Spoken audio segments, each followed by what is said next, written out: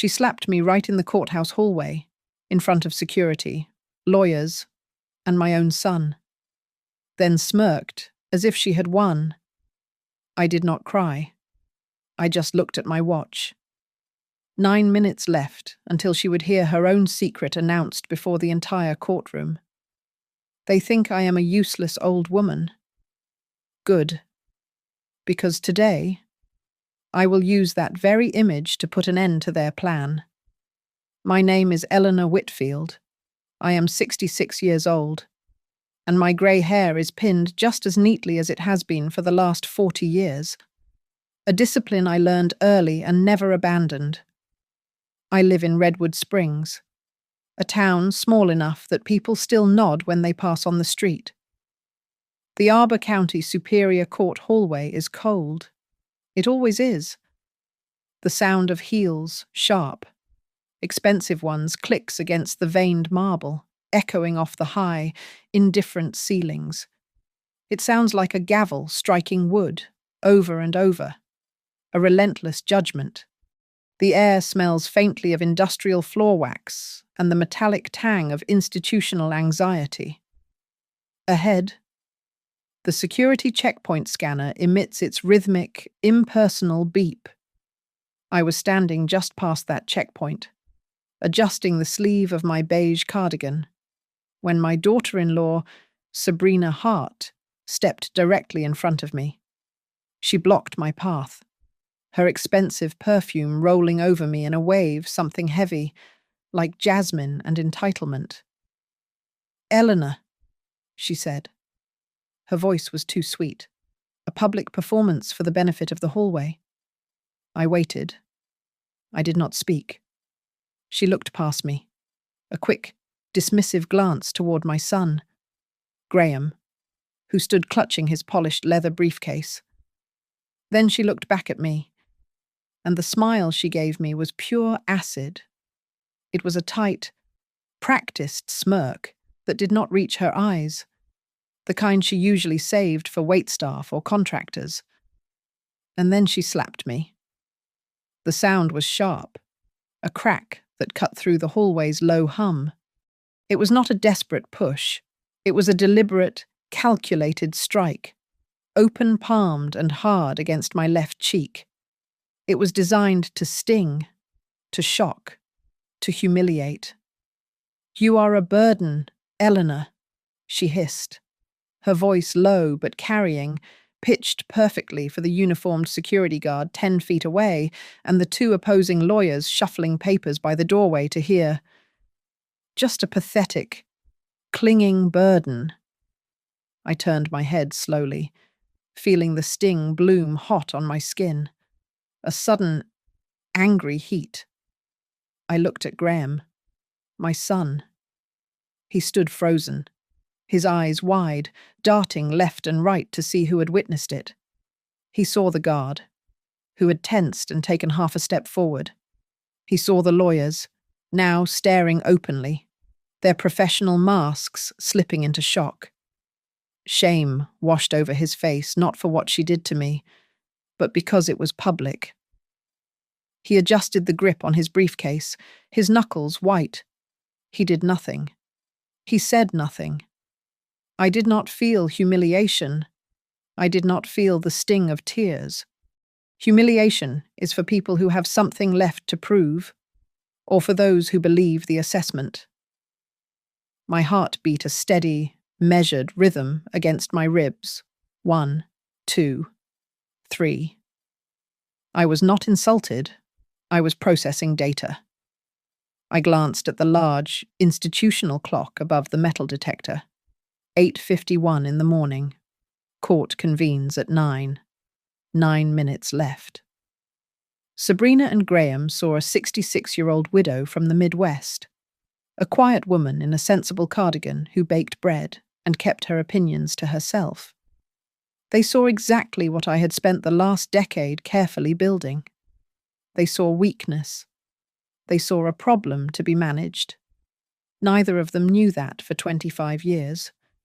I was the chief ethics investigator for the entire Franklin State Courts system. I was the person judges called when their clerks were taking bribes.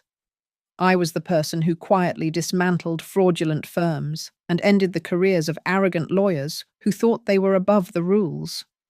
These marble hallways were not foreign territory, they were my old office. I lifted my hand, not to soothe the pain, but to mark the moment. I slowly traced the line of my cheekbone, feeling the throb beneath my fingertips. My simple silver wedding band, worn thin over the decades since Caleb's accident, caught the harsh fluorescent light from the ceiling fixtures. I angled my face just slightly, ensuring the domed security camera mounted above the doorway caught the reflection, caught my hand registering the assault. It was a habit. You always create a timestamp. You always give the footage reviewer something specific and undeniable to look for. Sabrina watched me, her smirk solidifying. She thought my touch was weakness, a sign of tears to come. She thought she had landed the final blow. "Just get out of our lives after this morning." "Eleanor!" she snapped, pulling her sharp blazer straight. "It is over. You lose." I let my hand fall back to my side. I finally met her gaze, and for the first time that morning, I let the coldness I felt seep into my expression. I offered her the thinnest of smiles. "You will repeat that, Sabrina?" I said, my voice quiet, but clear enough that the air between us seemed to thin. "But you will do it under questioning."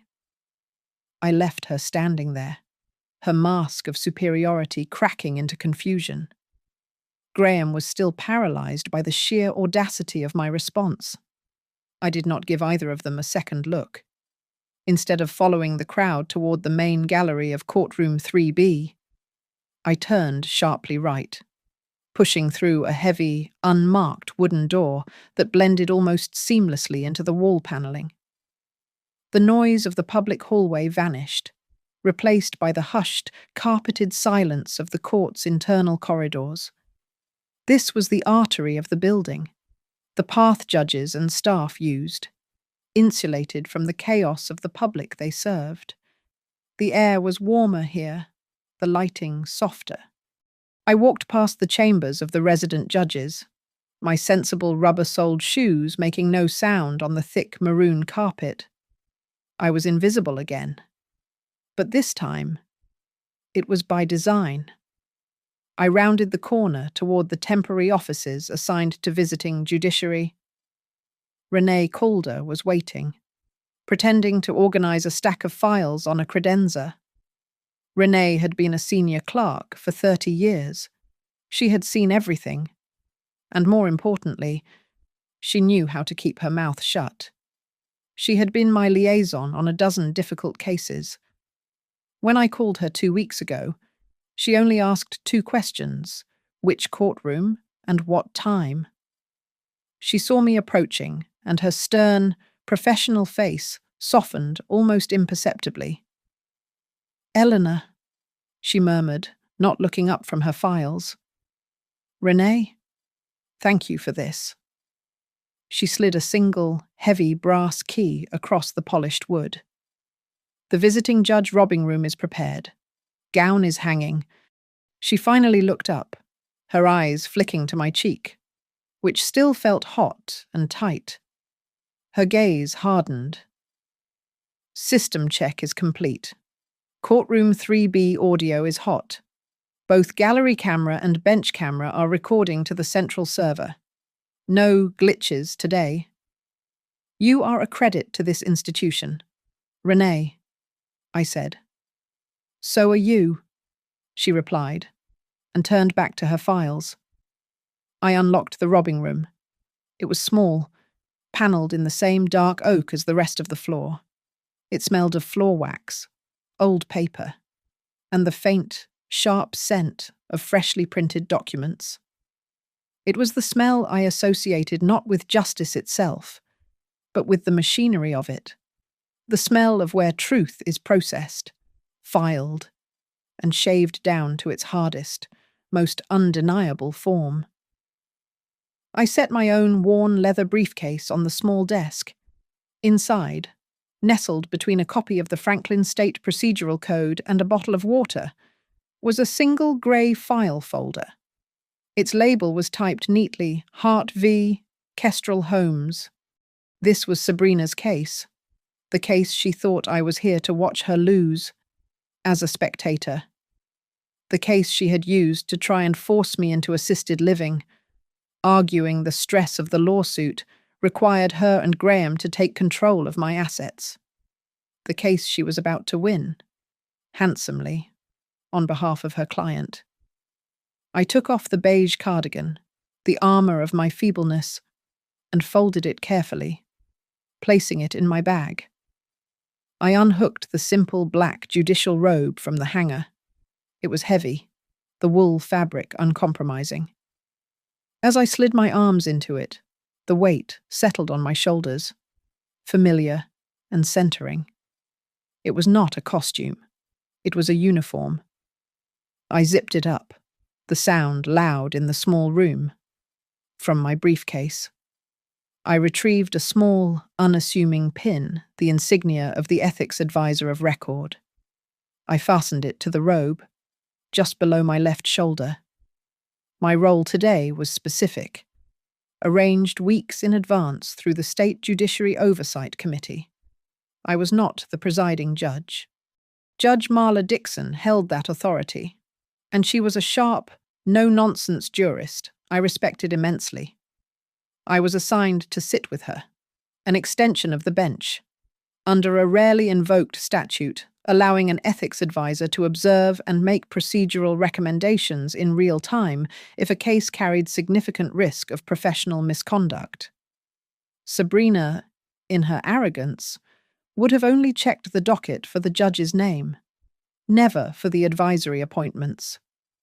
She would see me and assume I was a visiting judge, a stranger. She would not hear my name until it was too late. I took a deep breath. The adrenaline from the hallway confrontation had faded, replaced by a cold, steady calm. This was not revenge. Revenge is hot and messy. This was an adjustment, a public correction of the record. What Sabrina did in my home, what she whispered to my son, those were private wounds. But what she did in her law practice, what she filed with this court, that was a public matter. I reminded myself of the fundamental rule of my old job. You do not attack the person. You dismantle their case. You use their own lies, their own arrogance, their own paperwork, as the lever. And you do it in the one place they cannot hide, where every word is recorded and every action scrutinized. Today, Sabrina Hart was not just my daughter-in-law. She was an officer of the court, and I was here to ensure she acted like one, whether she wanted to or not. The heavy door to courtroom 3B closed behind me with a quiet, pneumatic sigh. "All rise," the bailiff commanded, his voice filling the large, wood-panelled room. I took my seat to the left of the bench, slightly lower than Judge Dixon, but still part of the raised dais. It was a position of observation, but also of authority. The room was fuller than I expected. Sabrina had clearly drummed up interest in her big win. I saw Graham in the second row of the gallery, his face tight with anxiety, his gaze fixed on Sabrina's table. He had not seen me enter. Judge Marla Dixon, a woman whose sharp intellect I had always admired, gavelled the session to order. "We are here today on case number 229, Hart and Lowell, on behalf of Pineview Development versus Kestrel Holmes. Are both parties ready?" Affirmations echoed from the two tables. "Before we begin opening statements," Dixon continued, her voice crisp, "the court notes the presence of an appointed advisor, sitting with the bench today, as ethics advisor of record for the Franklin State Bar is Ms. Eleanor Whitfield. I heard the sharp intake of breath from the plaintiff's table. I watched as Sabrina's head, which had been bent over her notes, snapped up. Her eyes locked on me. The blood drained from her face, leaving her lipstick a stark, painted gash. She stared, her mind clearly racing, connecting the old woman in the hallway with the name on the court's official roster. Across the room, I saw Graham follow her gaze. His confusion was total, his mouth slightly open as he looked from me to his wife and back again. "Ms. Hart, are you quite well?" Judge Dixon asked, her tone dry. Sabrina blinked, forcing the professional mask back into place. "Yes, Your Honor, just surprised. I was unaware the court required oversight on such a straightforward contractual matter." "The court's appointments are not subject to counsel's approval, Ms. Hart," Dixon said, her gaze lingering a moment too long. "You may proceed with your opening." Sabrina stood. To her credit, her voice barely wavered. She launched into a polished, passionate narrative. Kestrel Holmes, the defendant, had entered into a contract with her client. They had missed crucial deadlines, violating the scheduling addendum. The contract, she explained, contained a stringent penalty clause. She was therefore seeking damages on behalf of her client totaling $650,000. It was a simple, clean case of breach. It was also a complete fabrication. I knew. From the copy of the contract the Ethics Committee had already obtained, that the penalty clause she was citing had been inserted digitally, replacing a much weaker mediation clause. After the contract had been electronically signed by Kestrel's CEO. When she finished, Judge Dixon nodded. "Thank you, counsel. Ms. Whitfield, does the advisor have any procedural observations at this stage?" This was my opening. I rose slowly, the heavy robe settling around me. I faced Judge Dixon, not Sabrina. "Yes, Your Honor. Thank you." I turned my gaze to the plaintiff's table. Before the defense presents its opening, and to ensure the integrity of the evidence foundational to this claim, the advisor requests that the court instruct plaintiff's counsel to produce the original native metadata file for the contract's scheduling addendum, currently marked as Exhibit 3. A murmur went through the gallery. "Metadata," I continued, clarifying for the court, "meaning the file's internal electronic history, including its creation and all subsequent modification dates, and the user credentials associated with those changes. The signed paper copy is insufficient." Sabrina was on her feet instantly, her voice sharp with a forced, sarcastic amusement. "Your Honor, I must object. With all due respect to the ethics advisor, this is a fishing expedition. The signed document speaks for itself. This is a tactic to waste the court's time over technicalities." But as she spoke, I saw her eyes flick, just for a second, to her young male assistant in the front row. It was a look of pure, cold panic, a command. In the gallery, Graham was wiping his palms on the knees of his suit trousers. I saw his phone, resting face up on his lap, vibrate once, then twice, the screen lighting up with notifications, bank alerts. Perhaps his face was pale, a fine sheen of sweat on his upper lip. Before Judge Dixon could rule on the objection, I delivered the second strike. "Your Honor," I said, my voice cutting cleanly through Sabrina's bluster. "This request is not a tactic. It is predicated on information already obtained by the State Ethics Committee in a separate inquiry. To that end, I move to submit to the court, under temporary seal, a copy of a notice of client account breach related to counsel's trust account, obtained under subpoena 74 Alpha. The room fell silent. Sabrina's composure shattered. This was no longer a personal spat. I had just officially linked her case to a formal ethics investigation and a subpoenaed bank record. The colour was gone from her face, her confident posture deflated. Judge Dixon stared at Sabrina, her expression unreadable, but for the tightening of her jaw. "Ms. Hart," the judge said, her voice dangerously quiet. "The court is granting the advisor's request. You will produce the native metadata file for Exhibit 3. You have until the morning recess at 10:30 to do so." The file I held in my briefcase was the reason I knew she could not comply. It was the full report from Jasper Cole, the digital forensic investigator the Ethics Committee had engaged.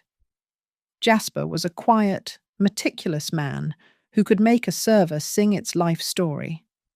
His report was not an allegation. It was a map of Sabrina's crimes. He had started with the file she submitted to the court as Exhibit 3. Sabrina had been smart enough to delete the visible track changes, believing that was enough to hide her work. But she had not scrubbed the extended metadata, the file's deep memory. There, clear as a fingerprint, was the log of the final modification. The user ID stamped on that change was Charter Hart and Lowell, Law, her official firm email address. But the critical error, the mistake born of pure arrogance, was the timeline. Jasper had legally acquired the server logs from both Kestrel Homes and Hart and Lowell. The Kestrel CEO applied his final, binding electronic signature to the contract on March 4th, at precisely 10:02 in the morning. That signature locked the document. Sabrina's modification, the one where she swapped the polite mediation clause for the crippling $650,000 penalty clause, was logged by her firm's server on that same day. March 4th, at 10:13 in the morning, 11 minutes. She had altered a fully executed contract 11 minutes after the opposing party had signed it, then submitted the altered version as the original. It was forgery, plain and simple. But why Jasper's report answered that, too. I had given him the subpoenaed bank records. He traced the money. 3 separate wire transfers, all made within the last 60 days, had been deposited into a high-risk fintech account, a digital shell called Horizon Wallet. Each transaction was for exactly $9,800. It was textbook structuring, making deposits just under the $10,000 federal reporting minimum to avoid scrutiny. The name on the Horizon Wallet account was S. Hartwell, and the mobile phone number used for its 2-factor authentication was Sabrina's. The final layer was an email chain Jasper recovered from a backup server, sent between S and her firm's accounting department 2 months prior.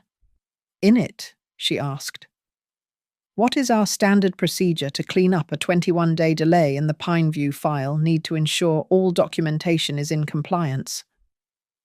The language was masterful in its evasion. Clean up. Compliance. She was not asking for help. She was building a false internal narrative. Her client had missed the original 21-day deadline, voiding their claim. Sabrina, rather than report the failure, had decided to fix it herself by forging the addendum and manufacturing this lawsuit. The $9,800 payments were almost certainly her client's kickback, funneled into an untraceable wallet. Judge Dixon looked at the clock on the courtroom wall. It was 9:35. "Ms. Hart," she said, her patience clearly thinning. The court is waiting for your response. And for that file. Sabrina shot to her feet. Her voice was a masterpiece of practiced outrage, cracking with just the right amount of tremor. Your Honor, I am completely blindsided. I am being ambushed by the advisor with sealed documents I have no knowledge of, referencing inquiries that are completely outside the scope of this civil matter. She placed a hand on her chest. This is prejudicial. It's a personal attack. I must request an immediate recess to prepare a response to these baseless allegations and to locate the technical file the advisor has demanded. She was good. She looked like a victim. She was buying time to log in and delete the server files. She was counting on me being an old woman, and Dixon being a busy judge. I rose slowly, my voice deliberately calm and accommodating. Your Honor, the advisor does not object to a brief recess for counsel to collect her materials. These are, as she notes, serious technical matters. I saw the relief flood Sabrina's face. She thought she had won. However, I continued, letting the word hang in the air. Given that the evidence requested is entirely digital and, by its nature, extremely volatile, the advisor insists that the recess be conditioned on an immediate preservation order. This order must apply to all of Ms. Hart's electronic devices, her workstation, her laptop, and her mobile phone, as well as her firm's local server and all associated cloud storage accounts. This order will forbid the deletion, modification, or transfer of any file pertaining to the Kestrel Holmes matter, effective this instant.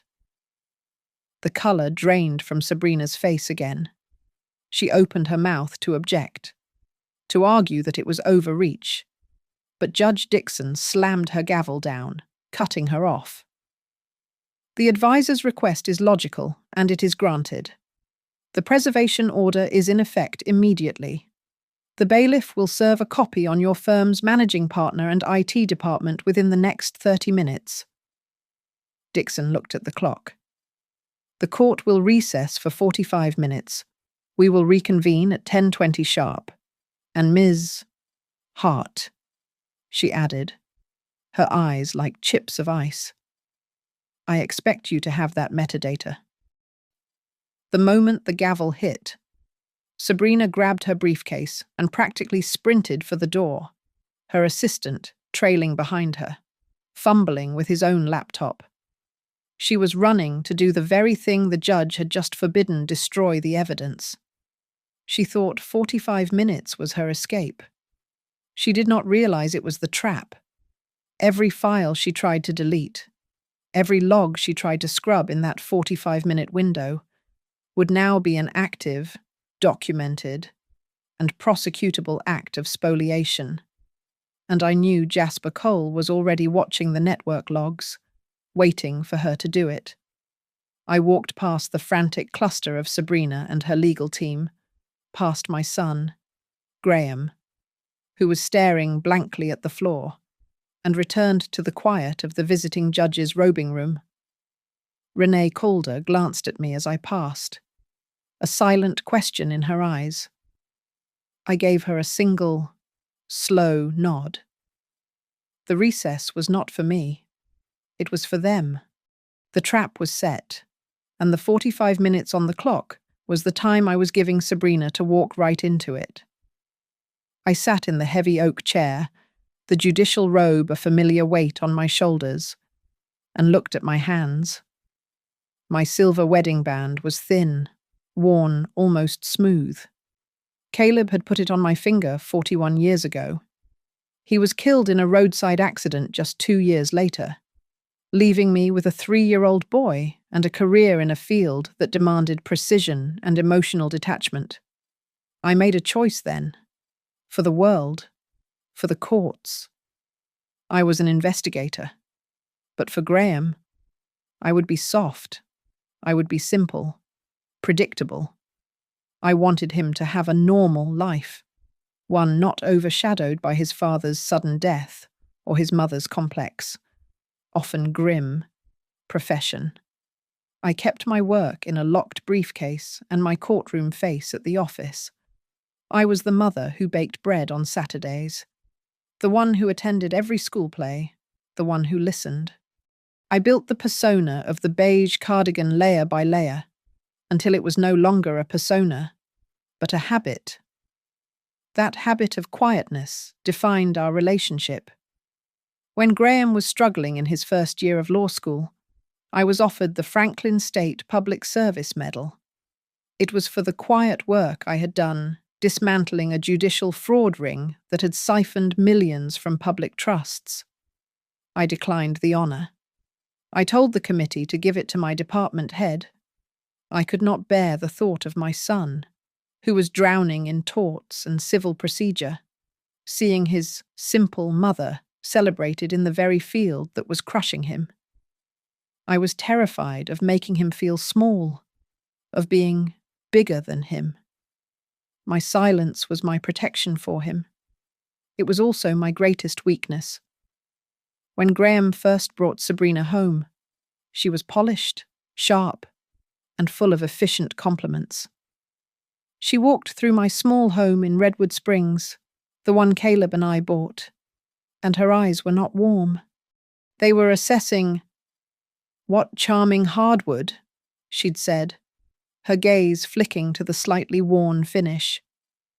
"Such a solid foundation," she'd remarked. Not about our family, but about the house itself. She was not visiting a home. She was appraising an asset. The isolation started slowly. Graham stopped calling me directly. All invitations and holiday plans were routed through Sabrina's ruthlessly organized digital calendar.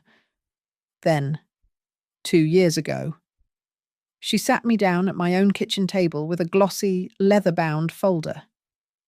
"Eleanor," she said, her voice dripping with synthetic concern. "We're worried about you, all alone in this big house." She presented a plan. She wanted me to sign the deed over to a joint trust, with her and Graham as the trustees. "It just makes things easier, for your care." She'd smiled. "I am not in need of care." "Sabrina?" I had replied, my voice polite. "And I am perfectly capable of managing my own affairs." Her smile tightened until it was just a line. It was the first time I had ever told her no. It was the moment I stopped being a quaint mother-in-law and became a problem to be solved. The real knife twisted 3 months ago. I was at their house, watching the grandchildren. I had borrowed Graham's tablet to look up a recipe. He had left his text messages open, and a new one from Sabrina appeared at the top of the screen. I should not have looked, but I did. Sabrina. "We have to move on the facility. Gee, this Kestrel case is huge, and I can't be stressing about your mother wandering off or falling. We need to get her placed before her condition gets worse." A long pause. Then Graham's reply. "Graham." "What condition?" "She seems fine to me." "Sabrina, she's 66. Graham, she's forgetful. She's a liability.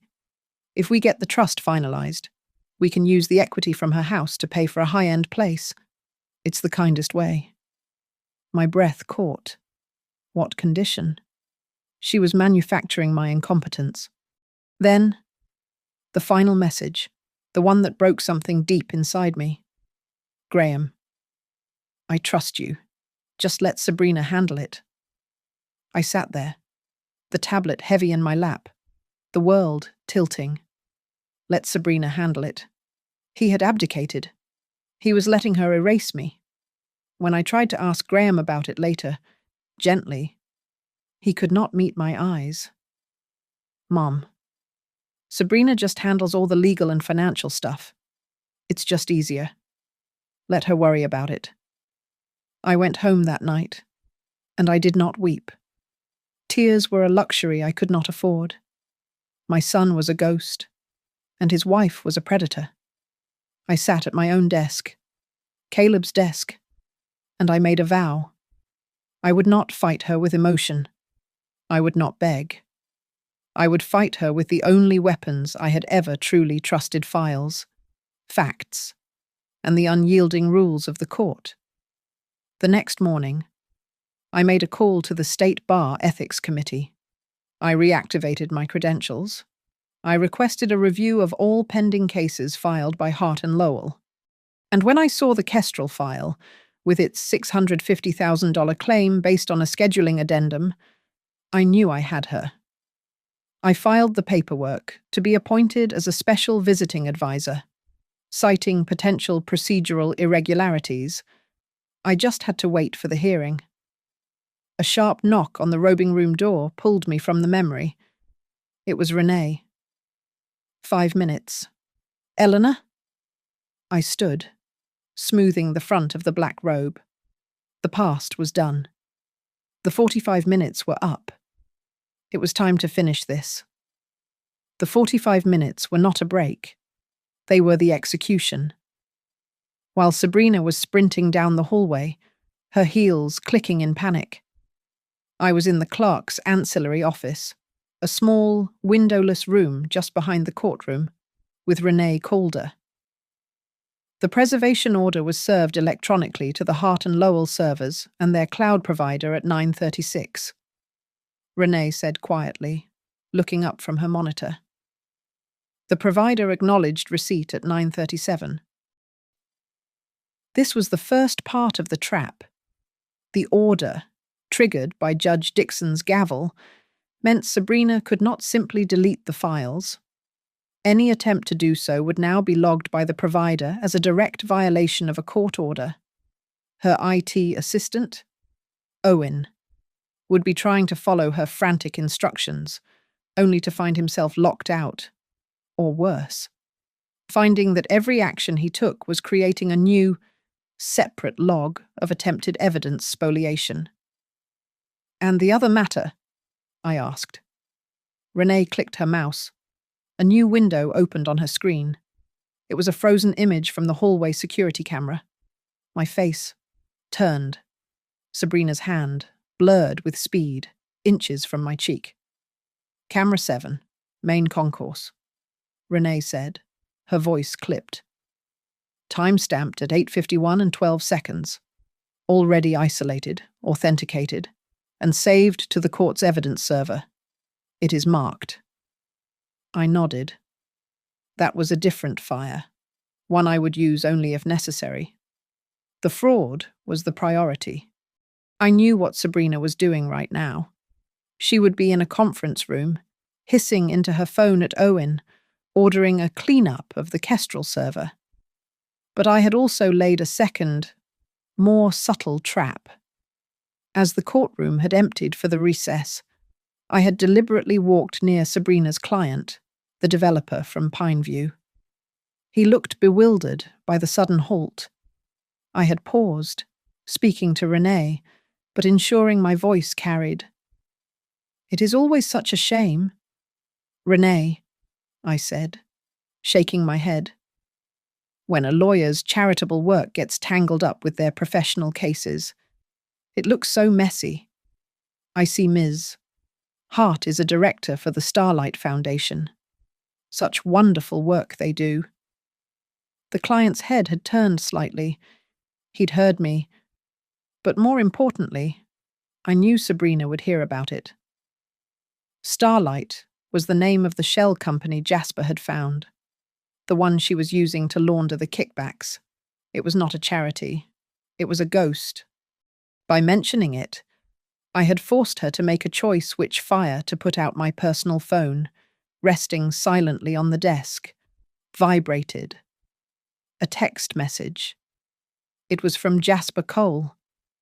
It contained a single screenshot of an internal communication from the Hart and Lowell server, captured just 2 minutes ago under his existing monitoring warrant. It was a message from Sabrina to Owen. "Sabrina, focus on Kestrel. Scrub the metadata on Exhibit 3. Do not touch the Starlight folders. Leave them. I mean it. I smiled. There it was. In her panic, she had just confirmed, in writing, that the Starlight folders were hers and that they were sensitive. She was trying to compartmentalize the damage, unaware that I already knew they were the same infection. I looked through the small glass window of the office door, into the public hallway. Graham was pacing, his suit jacket unbuttoned, his tie loosened. He was staring at his phone, his face the color of ash. The bank notifications. They were still coming. The Starlight name, which I had just seeded into the air, would be appearing on his bank alerts, linked to those strange overdrafts from the S. Hartwell Horizon wallet. He was finally connecting his wife's frantic, secretive finances with the chaos in the courtroom. He looked up, and his eyes met mine through the small window. I held his gaze.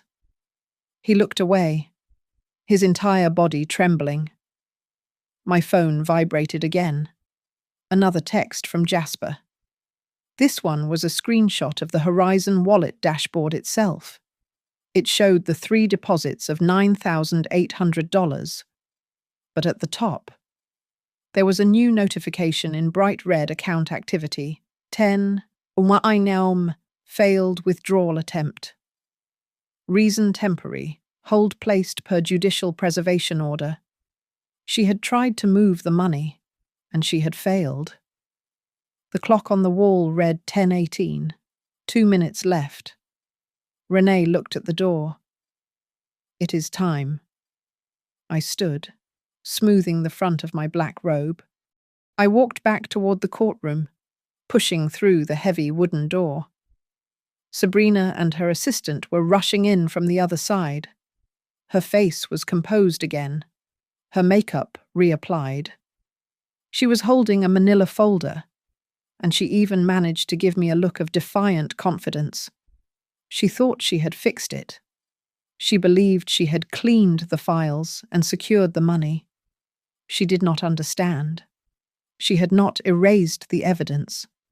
She had created more. Every click, every call, every deleted file during that 40 sub-5-minute recess was a new, bright red flag, and I was about to show them all to the judge. All rise. The bailiff's voice cut through the nervous energy as the heavy courtroom doors closed. We resumed our seats. Judge Dixon settled, looking over her spectacles not at the lawyers, but toward the gallery, her gaze sweeping the room. "Let the record reflect," she stated, her voice amplified by the microphone, "that this is a court of law. Any attempt to intimidate, threaten, or otherwise disrespect a party, a witness, or an officer of the court within this building will be noted, recorded, and addressed with the appropriate sanctions." Sabrina, who had just sat down, stiffened. She knew those words were for her. The slap in the hallway had been officially acknowledged. "Your Honor," I said, rising from my chair. "Counsel has had her 45-minute recess." "Indeed," Dixon replied, turning her full attention to Sabrina. "Ms. Hart, the metadata file for Exhibit 3. Sabrina stood, a mask of professional composure snapped back into place. "Your Honor, as I tried to explain, the request is complex. My IT department has located the file, but it appears to be corrupted." She held up the manila folder she had brought back, as if it were proof. "We are working diligently to recover it. It seems to be a simple server glitch." "A glitch," I repeated, my voice flat. "How convenient." "Your Honor," Sabrina snapped, "I object to the advisor's commentary." "Sustained," Dixon said, though her eyes were cold. "The commentary is unnecessary. The advisor will proceed." Thank you, Your Honor, I said. Then I asked the court to accept into evidence, as Exhibit E, the certified data traffic logs from the Hart and Lowell servers, as well as their cloud provider, for the period of the court's recess, specifically from 9:36 this morning to 10:21. Sabrina's head jerked toward me. Objection. That is privileged internal work product. It is a record of activity on a network under a judicial preservation order. Counsel. Judge Dixon countered, her voice sharp. An order you were present for. Overruled. The logs are admitted. Let's see them on the main display. The large screen that usually showed diagrams and contracts flickered to life. It was a stark, white screen filled with lines of code, but in the center was a graph. For the first 30 minutes, the graph was flat, showing minimal activity. Then, at 10:09 in the morning, a massive, jagged spike erupted. As the court can see, I said, stepping forward, my voice carrying to every corner of the room. At 10:09, a sudden and massive surge of data activity occurred, specifically overwrite and permanent delete commands. A low murmur began in the gallery. And if we look at the directory path targeted by these commands, I continued, motioning to Renee, who highlighted the relevant line. We see they were not aimed at the Kestrel file. They were aimed exclusively at a directory labeled Donor Starlight. I let that hang in the air. Sabrina gripped the edge of her lectern. I saw her throat work as she swallowed. A quick, tight movement. Behind her, the other lawyers at her firm's table began leaning in, whispering urgently to each other. They recognized the name. Your Honor, Sabrina said, her voice slightly too high.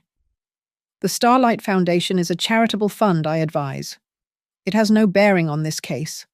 This is a violation of my client's privacy. On the contrary, I said, it has every bearing. May we now see Exhibit F. Please the bank records for the Starlight Foundation, linked to the Horizon Wallet account, for the last 90 days. Objection. Sabrina was almost shouting. On what grounds, counsel? Dixon said. These were obtained under the same subpoena you were notified of before the recess. The screen changed. It now showed a bank ledger. The court will note 3 transactions, I said, pointing, labeled as event refunds, one from 62 days ago, one from 41 days ago, and one from precisely 21 days ago. I paused, letting the last number land. These refunds from the Starlight charity were paid directly to a credit card belonging to Sabrina Hart, and the dates of these payments correspond exactly to the 3 key deadline dates that her client, Pineview Development, missed. The very deadlines she alleges Kestrel Homes was responsible for. The room exploded in sound. The clients from Kestrel Homes were on their feet, pointing at Sabrina. She's transferring the money, one of them shouted. Order! Dixon yelled, slamming her gavel. Judge Dixon looked at Sabrina. Her face was grim. She was legally required to give counsel a chance to respond. Ms. Hart, Dixon said, her voice dangerously calm. This looks exceptionally irregular. Perhaps you can explain why a charity was issuing refunds to your personal credit card on days that are critical to this very case. This was the moment, the final turn of the key. Sabrina took a deep breath, trying to gather the shreds of her arrogance. It is a simple accounting misunderstanding, she said, attempting a dismissive wave. The charity often reimburses me for event expenses I front on my personal card. Those dates are a coincidence. The Starlight Foundation is a fully accredited non-profit. Is it? I asked, my voice cutting through her explanation. I placed a final document on the overhead projector. It was a single sheet of paper, embossed with the state seal. Your Honor, this is the certificate of operation for the Starlight Foundation, pulled from the Secretary of State's office this morning. As you can see, its non-profit status was summarily revoked 18 months ago for failure to file and fraudulent reporting. I looked directly at Sabrina. Every transaction this entity has made since that date has been illegal. This is not a charity. Your Honor, it is a slush fund, a ghost corporation, and counsel has been using it to launder money from her clients, including the kickbacks she received for manufacturing this very lawsuit. The silence that followed was absolute.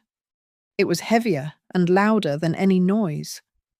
Sabrina stood, frozen, her mouth open. The lawyers behind her began to physically slide their chairs away from her. In the gallery, Sabrina's client, the man from Pineview, stared at the screen, his face white with the realization that his own lawyer had implicated him in a criminal fraud. He looked at Sabrina, his expression turning from confusion to pure, unadulterated rage. Judge Dixon's gavel struck the wood so hard it was a physical jolt. Order, order in this court. The room was in chaos. Sabrina's client was yelling. The defense table was yelling. The bailiff was moving toward them, his hand on his radio. This court will take a 10-minute recess, Dixon shouted over the din. 10 minutes for all parties to compose themselves. Any further outbursts will result in sanctions for contempt. We are adjourned. I did not wait. I stood and walked back through the side door to the internal corridor, my black robe swishing around my ankles. I needed a glass of water. I needed a single, quiet breath before the final act. I had just reached the alcove with the water fountain when I heard his voice, ragged and unfamiliar. Mum! I turned. Graham was standing there, his face ashen, his suit jacket rumpled. He had not followed Sabrina and her frantic legal team. He had followed me. He looked shattered, as if he had aged a decade in the last hour. How long? He whispered, his voice cracking. How long have you known all of this? I looked at my son, the man I had protected, the boy I had shielded from my own life, was standing in the wreckage of his... I started looking 3 months ago. Graham, I said. My voice was not cold, not now. It was just tired. 3 months. He scrubbed a hand over his face. So this whole thing, the ethics advisor, this was all you. You planned this. When I saw the text message on your tablet, the one about my condition, I knew she was no longer just a difficult daughter-in-law. She was a threat. And when I saw the bank alerts on your phone today, I knew you were, too, not a threat. Graham, a victim. You were spying on me, he asked, his voice rising with a note of desperate indignation. No, I said, and my voice sharpened, the old investigator cutting through the mother. I was not investigating your private life. I was protecting the integrity of a system I served for 40 years. When I saw signs of legal fraud, I followed them. When I saw financial crimes, I reported them. They all led back to her. And to you. He flinched as if I had struck him, just as his wife had struck me. I did not know, he said, the words tumbling out. The money, the Starlight thing. I did not know any of it. I thought she was just good at finance. He leaned against the wall, his whole body seeming to sag. She gave me papers, he whispered, looking at his own hands in horror. I signed them. Mortgages, trusts, client accounts. I did not read them. She said it was just easier, that she would handle it.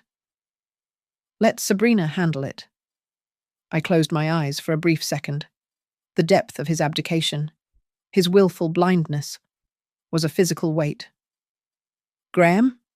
I said, opening my eyes. I chose to be silent for most of your life. I thought I was protecting you, giving you a normal life, a simple mother. I was so afraid of being bigger than you, of you seeing my work and feeling small. I stepped closer to him. But my silence was a mistake. It was meant to give you peace. Instead, it just became an accomplice to her control. It taught you that it was okay to let Sabrina handle it, even when your gut told you it was wrong. My silence helped her erase you, long before she tried to erase me. He was crying now, silent, hot tears tracking down his cheeks, leaving trails on his pale skin. What am I supposed to do? He choked out. My career, my clients, our children. Mom. My God, the children. Everything. It is all tied to her. If she goes down, I go down. She will destroy me. She will take them. He was looking for an escape, an easy answer, a way for Mom to fix it, just as he had let Sabrina handle it. I would not make that mistake again. I put my hand on his arm, my grip firm. I am not asking you to choose me, I said, my voice low and absolute. I am not asking you to choose a side. I am telling you to choose the truth, right now, in this hallway. He looked at me, his eyes full of terror, the terror of a weak man finally forced to make a choice. It is precisely because of your children, I said, my voice dropping to a whisper, that you must cut this lie out. You must be the one to do it. Today, Graham, not tomorrow. The bailiff's voice echoed from the end of the hall. Court resuming. Graham flinched, but I did not let go of his arm. I held him there, forcing him to meet my gaze. The choice was his. The path was clear. He could walk back into that courtroom and sit behind his wife, or he could stand up. It is time, I said, and released my grip. I turned, leaving him alone in the hallway to decide. When I re-entered the courtroom, I did not look for Graham. I looked only at the bench. Judge Dixon gavelled the room back to a tense, suffocating silence. We will proceed, Dixon said, her voice like granite. Ms. Hart. The court is still waiting for the metadata file for Exhibit 3. Sabrina was no longer sitting. She was standing, leaning against her table, her face a mask of waxy defiance. Your Honor, as I said, the file is corrupt. That is fortunate, I interrupted. As the Ethics Committee's investigator already recovered a clean copy from your cloud provider's backup servers, I move to admit Exhibit H, the full metadata log for the Kestrel addendum. Objection! Sabrina shrieked. Overruled! Dixon roared, striking the gavel. Put it on the screen? The screen flickered, replacing the bank records with lines of text. It was the file's history. I saw Jasper Cole's notes appended to the side. As the court will note, I said, the file history shows the document was modified at 10:13 a.m. on March 4th. This was 11 minutes after the opposing party applied their binding signature. That is a lie. It is a timestamp error. Sabrina shot back. It is not, I said, As the forensic report from Mr. Jasper Cole explains, counsel attempted to backdate the file by routing her connection through a proxy server in a different time zone. However, the local server, her own firm's server, still logged the actual time of the file modification. She faked the timestamp, but she forgot to fake the server's own memory of her actions. I walked to the projector. Now, let us return to the money. The court has seen the Starlight Fund. But where did those deposits, the 3 payments of $9,800, converge? I submit Exhibit J, the authenticated account details for the Horizon wallet. The screen changed to a simple user profile page. The account holder, S. Hartwell. The recovery phone number, a 10-digit number. This, I said, is the S. Hartwell account, linked to a burner phone, a phone that happens to be registered to a billing address. I clicked to the next slide. 1442 Sycamore Drive, Sabrina and Graham's home address. It is her account. It is her money. This is a complete fabrication, a vendetta. Sabrina was breathing heavily. This advisor, this woman, is my mother-in-law. This is a personal attack, a family dispute she has disgustingly dragged into this courtroom. Judge Dixon turned her gaze on me. Advisor Whitfield, your response to that allegation? Your Honor, I said, my voice perfectly steady. I have not seen my grandchildren in 6 months because Ms. Hart has blocked my access. She slapped me in the hallway this morning. To say this matter is personal is an understatement. Sabrina smirked, sensing a victory. See, she admits it. Her bias is clear. All of this should be stricken. But my bias is irrelevant, I continued, cutting off her triumphant look. My feelings are not evidence. The server logs are. The bank transfers are. The lies counsel has told this court, on the record, are. I turned back to the judge. And now, Your Honor, to remove any doubt of personal bias, I request we hear from a material witness. The Ethics Committee has served a subpoena on Mr. Owen Matlow, an IT administrator at Hart and Lowell. He is waiting on a secure video link. Sabrina's body went rigid.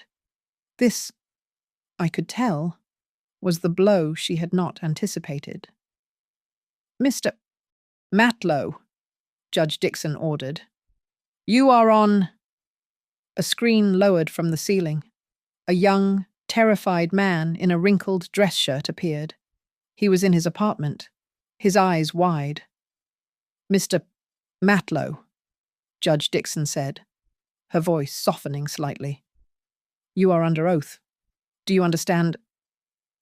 Yes, Your Honor, he stammered. Advisor. Dixon nodded to me. Mr. Matlow, I began. Can you confirm that you are an IT administrator at the Hart and Lowell law firm? Yes, ma'am, he whispered. And did you receive instructions from Sabrina Hart during the court's 45-minute recess this morning? Owen looked like he was going to be sick. He licked his lips. Objection, Sabrina screamed. Privilege. Crime fraud exception applies. Counsel. You know the rule. Overruled. Dixon snapped. Answer the question. Mr. Matlow. Yes, he said. She called me from the courthouse. She was frantic. What did she instruct you to do? She told me to clean the Kestrel folders and anything related to Starlight, and she told me to fix the date on the Exhibit 3 addendum, to push it back before March 4th. And did you have a record of this instruction? I always ask for email confirmation for tasks like that, for my own protection. Thank you, Mr. Matlow. That is all. The screen went blank. Sabrina was holding onto the table, her knuckles white. The room was so quiet, I could hear the air conditioning. Judge Dixon took off her glasses. She leaned forward, her voice low and laced with contempt. Ms. Hart, you are an officer of this court. You came into this room, under your own name, and you presented fraudulent documents. You attempted to suborn perjury. You attempted to destroy evidence while under a direct judicial preservation order. You have not just violated your client's trust, you have spat on the oath you took as a member of the bar. You are a disgrace to this profession. You cannot prove any of it, Sabrina hissed, her voice venomous. It is just her, that old woman, her word against mine. I did not raise my voice. I did not need to. I simply opened the binder on my lectern to a marked page. The Franklin State Rules of Professional Conduct, Rule 3.3, Candor toward the Tribunal. I read, my voice clear and steady. A lawyer shall not knowingly make a false statement of fact or law to a tribunal, or fail to correct a false statement of material fact or law previously made. I looked up from the book, meeting her hateful stare. You can call me whatever name you wish. Sabrina. You can assault me in the hallway. It does not matter. I am not the one on trial here. The truth, I said, closing the book with a soft, final thud, will defend itself. Sabrina stared at me, her face a twisted mask of rage and disbelief. The professional polish had been sand-blasted away, leaving only the raw, ugly foundation. She laughed, a sound like tearing fabric. You are just a bitter old woman, she spat, her voice echoing in the stunned silence. A vindictive, jealous, bitter old woman who could not stand that her son finally chose someone better than her. I did not move. I did not raise my voice. I stood in the well of the court, a 66-year-old woman in a black robe, and I let her poison fill the air. When she was finished, I spoke, and my voice was quiet, but it cut through everything.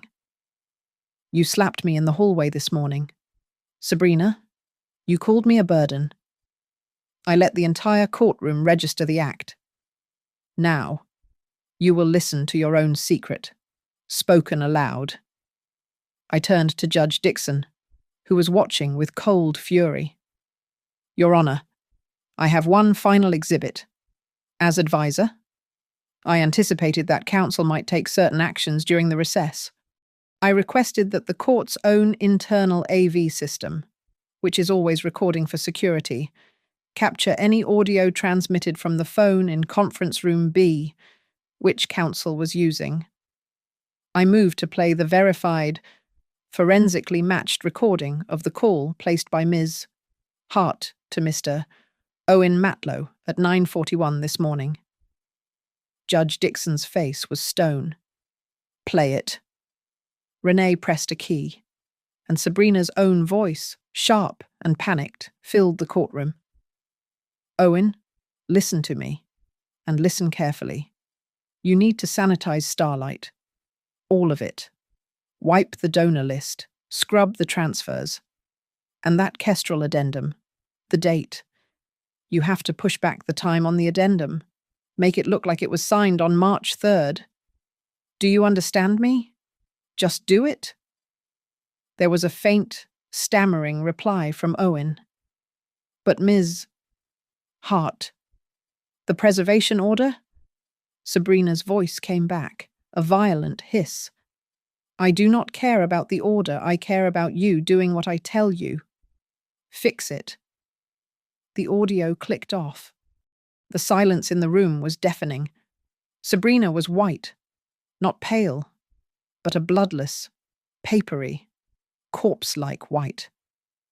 She was staring at the speaker on the wall as if it were an executioner. Judge Dixon slowly stood up, her full height, her full authority. That is enough. Her voice was low, but it vibrated with the power of the entire institution. Bailiff, secure the plaintiff's table. No one touches a single device.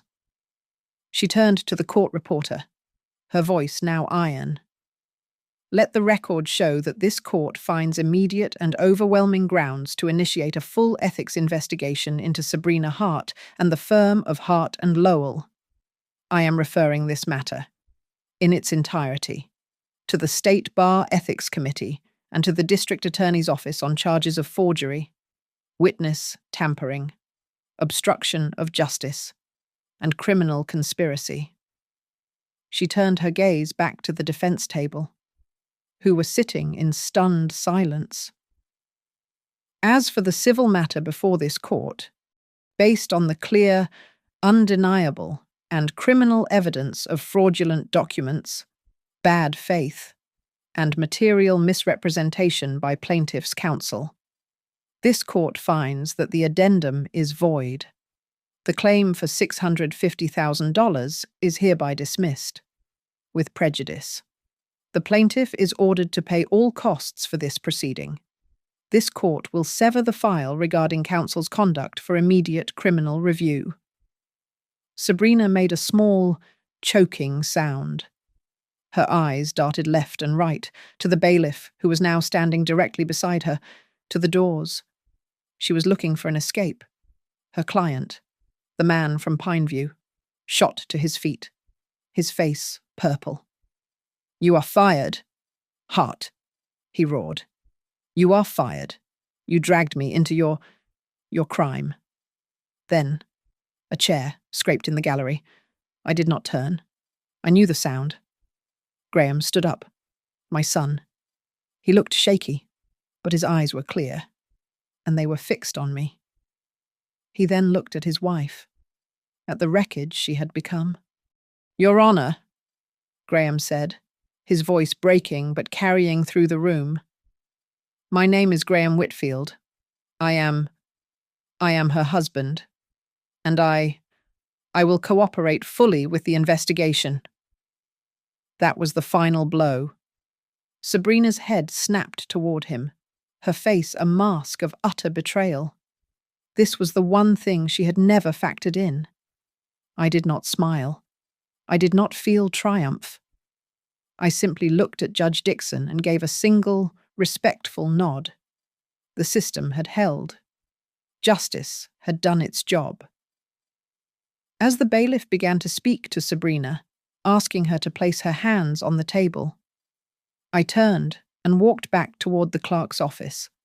I retrieved my beige cardigan, the armor of the old woman, the armor of the burden. I slowly, deliberately, put it on over the black robe. The security guard was now asking Sabrina to stand, to come with him to be processed. She was moving like a woman underwater, completely broken. The entire courtroom was silent, watching her unmaking. I turned away from the bench, away from my son, and began to walk down the center aisle, toward the public doors. The gallery of lawyers and spectators parted for me, a sea of silent, staring faces. The only sound in the entire, vast room was the steady, rhythmic tap of my sensible shoes on the marble floor. It was a definite sound, a final sound. It was the sound of a period being placed at the end of a long, terrible illusion, leaving only the truth, spoken aloud and forever irreversible, to echo in the room behind me. Thank you so much for listening to my story. I would love to connect with you all. So please, comment below and let me know where you are listening from and share your thoughts. I invite you to subscribe to my channel, Grandma's Family Diary, and please like this video. If this story resonated with you, I would be so grateful if you would also press that hype button, so this story can be heard by so many more.